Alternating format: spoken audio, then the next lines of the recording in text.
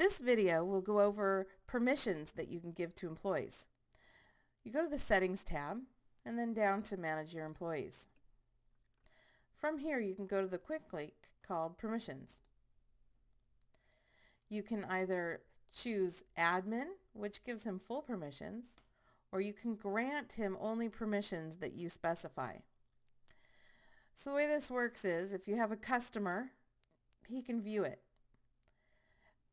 To check this box, that means he's allowed to create or modify the customer.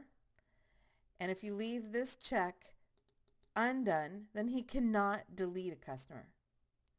And that goes for jobs, job charges, payments, time entries, notes, and employees. You can allow him all different permissions, whether to create, modify, or delete. Here you can allow him to print estimates, invoices, run reports.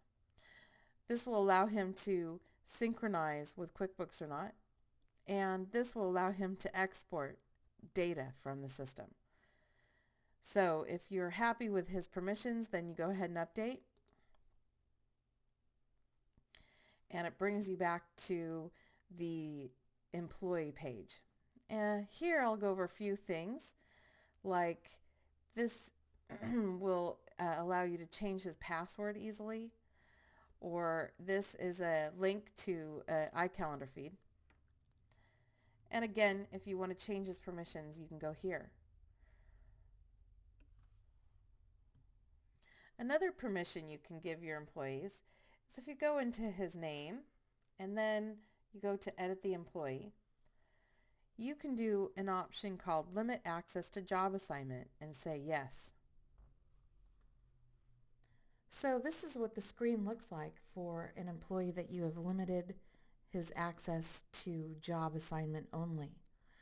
He can log in and see a tab that says My Work, and it shows the job that's scheduled for him and any completed jobs he's got. You can click on the calendar and it will organize his jobs on the calendar.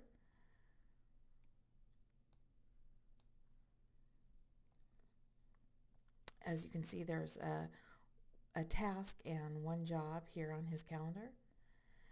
And it can also show his tasks. And there's only one task for him here. So that is the basics of what an employee would see if you limit their access to job assignment. So this last step we're going to do is I'm going to show you how you go in and edit an employee.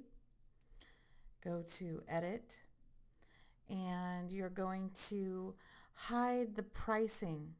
So now when Greg Smith logs in and he looks at a particular job, he cannot see any pricing available to him. He can see if there was some service to be done and what the details of that service and how much time, but again, no pricing is available to him.